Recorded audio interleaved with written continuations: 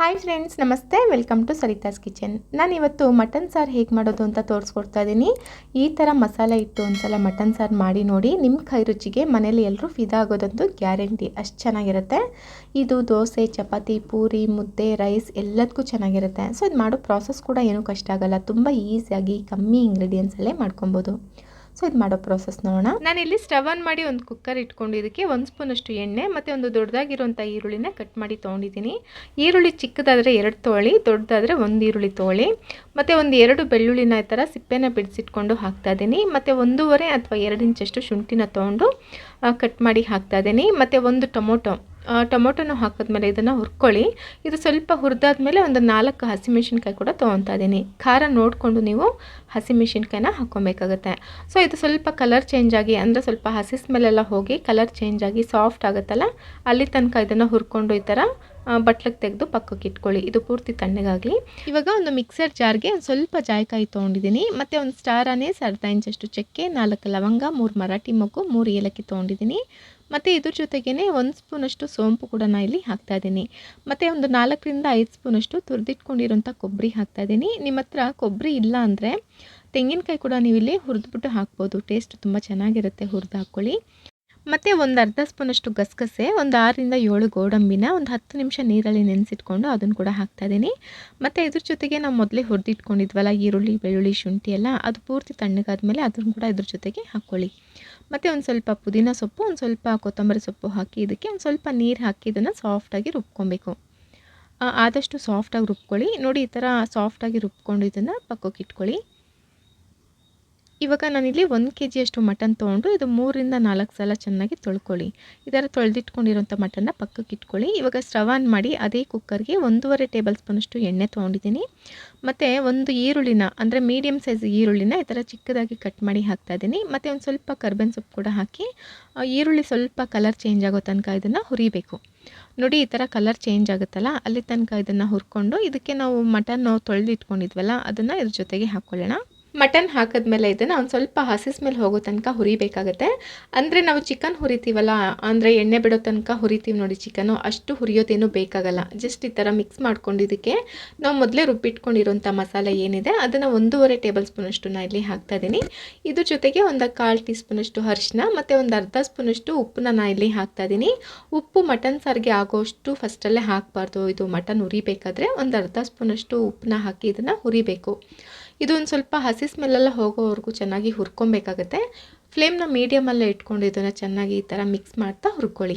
ಇವಾಗ ಖಾರಕ್ಕೆ ನಿಮಗೆ ತಕ್ಕನಂಗೆ, ಅಂದರೆ ಮನೇಲಿ ಖಾರ ನೋಡ್ಕೊಳ್ಳಿ ಎಷ್ಟು ತಿಂತಾರೆ ನೋಡಿಕೊಂಡು, ಒಂದು 2 ಟೇಬಲ್ ಸ್ಪೂನಷ್ಟು ರೆಡ್ ಚಿಲ್ಲಿ ಪೌಡರು ಮತ್ತು 3 ಟೇಬಲ್ ಸ್ಪೂನಷ್ಟು ನಾನಿಲ್ಲಿ ಧನಿಯಾ ಪೌಡರ್ ಹಾಕ್ತಾಯಿದ್ದೀನಿ. ನಾವು ಮೊದಲೇ ಹಸಿಮೆಣಸಿನ್ಕಾಯಿ ಕೂಡ ಹಾಕಿರೋದ್ರಿಂದ ಖಾರ ನೋಡಿಕೊಂಡು ಹಾಕ್ಕೊಳ್ಳಿ. ನಮ್ಮ ಮನೇಲಿ ಖಾರ ಕಮ್ಮಿ ತಿನ್ನೋದ್ರಿಂದ ನಾನು 2 ಟೇಬಲ್ ಸ್ಪೂನಷ್ಟು ರೆಡ್ ಚಿಲ್ಲಿ ಪೌಡರ್ನ ನಾನು ಇಲ್ಲಿ ಆ್ಯಡ್ ಮಾಡ್ತಾಯಿದ್ದೀನಿ. ಇವಾಗ ಧನಿಯಾ ಪೌಡರು ಮತ್ತು ಚಿಲ್ಲಿ ಪೌಡರ್ ಹಾಕಿದ್ಮೇಲೆ ಇದನ್ನು ಫ್ಲೇಮ್ನ ಮೀಡಿಯಮಲ್ಲಿ ಇಟ್ಕೊಂಡು ಈ ಥರ ಹುರ್ಕೊಬೇಕಾಗತ್ತೆ.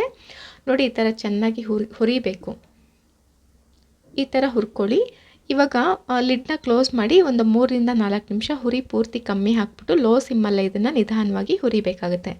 ಅಂದರೆ ನೋಡಿ, ಈ ಥರ ಚೆನ್ನಾಗಿ ಒಂದು 3 ನಿಮಿಷ ಹುರಿ ಕಮ್ಮಿ ಹಾಕ್ಬಿಟ್ಟು ಹಾಗೆ ಬಿಟ್ಬಿಡಿ. ಸೊ ನೋಡಿ, ಈ ಥರ ಇವಾಗ ಲಿಡ್ ತೆಗೆದು ಈ ಥರ ಒಂದು ಸಲ ಮಿಕ್ಸ್ ಮಾಡ್ಕೊಳ್ಳಿ. ಮತ್ತೆ ಒಂದು ಸಲ ಉಪ್ಪು, ಖಾರ, ಮಸಾಲೆ ಎಲ್ಲ ಚೆನ್ನಾಗಿ ಹಿಡಿದಿರುತ್ತೆ. ಇವಾಗ ನೋಡಿ, ಈ ಥರ ಚೆನ್ನಾಗಿ ಮಿಕ್ಸ್ ಮಾಡಿಕೊಂಡು ಇವಾಗ ನಾವು ರುಬ್ಬಿಟ್ಕೊಂಡಿದ್ವಲ್ಲ ಮಸಾಲೆ ಅದನ್ನು ಹಾಕ್ಕೊಳ್ಳೋಣ. ಈ ಥರ ಮಸಾಲೆ ಎಲ್ಲ ಹಾಕಿದ್ಮೇಲೆ ನೀರನ್ನ ನೋಡ್ಕೊಳ್ಳಿ, ಕನ್ಸಿಸ್ಟೆನ್ಸಿ ಯಾವ ಥರ ನಮಗೆ ಬೇಕಾಗುತ್ತೆ ನೀರನ್ನ ನೋಡ್ಕೊಳ್ಳಿ. ನಾನಿಲ್ಲಿ ಒಂದು 200 ml ಅಷ್ಟು ನೀರನ್ನ ಹಾಕಿದ್ದೀನಿ. ನೀರು ಹಾಕಿದ್ಮೇಲೆ ಒಂದು ಸಲ ಚೆನ್ನಾಗಿ ಮಿಕ್ಸ್ ಮಾಡಿಕೊಂಡು ನಮಗೆ ಸಾರು ಹದ ಯಾವ ಥರ ಬೇಕು ಅಂತ ನೋಡ್ಕೊಳ್ಳಿ. ಮಟನ್ ಸಾರಿಗೆ ನೀರು ಜಾಸ್ತಿ ಹಾಕಬಾರ್ದು, ಗಟ್ಟಿ ಆಗೋದಿಲ್ಲ ಅದು. ಸೊ ಸ್ವಲ್ಪನೇ ನೀರು ಹಾಕಿ ನೋಡ್ಕೊಳ್ಳಿ ಫಸ್ಟಲ್ಲಿ ಹದ. ನೋಡಿ, ಇದು ಇನ್ನೂ ಸ್ವಲ್ಪ ಗಟ್ಟಿ ಇದೆ ಅಲ್ವಾ. ಮತ್ತು ಕುಕ್ಕರಲ್ಲಿ ನಾವು ಮಾಡ್ತೀನಿ ಅನ್ನೋ ಹಾಗಿದ್ರೆ ಇದು ಜಾಸ್ತಿ ಗಟ್ಟಿ ಆಗೋದು ಇಲ್ಲ. ಓಪನಲ್ಲಿ ನಾವು ಮಾಡಿದ್ರೆ ಸಾರು ಚೆನ್ನಾಗಿ ಬೆಂದು ಗಟ್ಟಿ ಆಗುತ್ತೆ. ಆದರೆ ಕುಕ್ಕರಲ್ಲಿ ಗಟ್ಟಿ ಆಗಲ್ಲ, ನಾವು ಕ್ಲೋಸ್ ಮಾಡಿ ಮಾಡ್ತೀವಲ್ವಾ, ಸೊ ಅದು ಗಟ್ಟಿ ಆಗಲ್ಲ. ಅದರಿಂದ ನಮಗೆ ಸಾರು ಕನ್ಸಿಸ್ಟೆನ್ಸಿ ಯಾವ ಥರ ಬೇಕಾಗುತ್ತೋ ಅಷ್ಟೇ ನೀರನ್ನ ಹಾಕಿ ನಾವಿಲ್ಲಿ ಕುಕ್ಕರ್ನ ಕ್ಲೋಸ್ ಮಾಡಬೇಕಾಗುತ್ತೆ. ನೋಡಿ, ನನಗೆ ಸಾರು ಹದ ಇಷ್ಟಿದ್ರೆ ಸಾಕಾಗುತ್ತೆ. ಸೊ ಇವಾಗ ಇದಕ್ಕೆ ರುಚಿಗೆ ತಕ್ಕಷ್ಟು ಉಪ್ಪನ್ನ ಹಾಕ್ತಾಯಿದ್ದೀನಿ. ಮತ್ತು 1 ಸ್ಪೂನಷ್ಟು ಮಟನ್ ಮಸಾಲಾನ ಇಲ್ಲಿ ಹಾಕ್ತಾಯಿದ್ದೀನಿ. ಮಟನ್ ಮಸಾಲ ಹಾಕಿದ್ಮೇಲೆ ಚೆನ್ನಾಗಿ ಮಿಕ್ಸ್ ಮಾಡ್ಕೊಳ್ಳಿ. ಮಟನ್ ಮಸಾಲ ಹಾಕಿದ್ಮೇಲೆ ಚೆನ್ನಾಗಿ ಮಿಕ್ಸ್ ಮಾಡಿಕೊಂಡು ಉಪ್ಪು ಖಾರ ಎಲ್ಲ ಸರಿ ಇದೆಯಾ ಅಂತ ಒಂದು ಸಲ ಚೆಕ್ ಮಾಡ್ಕೊಳ್ಳಿ. ನನಗೆ ಖಾರ ಕಮ್ಮಿ ಇದೆ ಅನ್ನಿಸ್ತು. ನಾನು ಮತ್ತೆ ಒಂದು ಅರ್ಧ ಸ್ಪೂನಷ್ಟು ರೆಡ್ ಚಿಲ್ಲಿ ಪೌಡರ್ನ ಆ್ಯಡ್ ಮಾಡ್ತಾಯಿದ್ದೀನಿ. ಸೊ ಇದನ್ನು ಹಾಕಿದ್ಮೇಲೆ ಚೆನ್ನಾಗಿ ಮಿಕ್ಸ್ ಮಾಡಿಕೊಂಡು ಒಂದು 5ರಿಂದ 6 ವಿಸಲ್ನ ಕೂಗಿಸ್ಕೊಬೇಕಾಗತ್ತೆ. ನೋಡಿ ಈ ಥರ ಚೆನ್ನಾಗಿ ಮಿಕ್ಸ್ ಮಾಡ್ಕೊಳ್ಳಿ. ನಮಗೆ ಸಾರಿನ ಹದ ಕೂಡ ಕರೆಕ್ಟಾಗಿದೆ. ನೀರು ನೋಡಿ ಇಷ್ಟೇ ಹಾಕ್ಕೊಳ್ಳಿ, ಏಕೆಂದರೆ ಕುಕ್ಕರಲ್ಲಿ ನಾವು ಬೇಯಿಸೋದ್ರಿಂದ ಸಾರು ಗಟ್ಟಿ ಆಗೋದಿಲ್ಲ. ಸೊ ನೋಡಿದ್ರಲ್ಲ, ಈ ಥರ ಇರಬೇಕು ಹದ. ಇವಾಗ ಇದನ್ನು ಕುಕ್ಕರ್ನ ಕ್ಲೋಸ್ ಮಾಡಿಕೊಂಡು 5ರಿಂದ 6 ವಿಸಿಲ್ ಕೂಗಿಸ್ಕೊಳ್ಳೋಣ. ಮಟನ್ ಚೆನ್ನಾಗಿ ಬೇಯಬೇಕು ಅಂದರೆ ಅಟ್ಲೀಸ್ಟ್ 5 ಅಥವಾ 6 ವಿಸಿಲ್ ಕೂಗಿಸ್ಕೋಬೇಕಾಗುತ್ತೆ.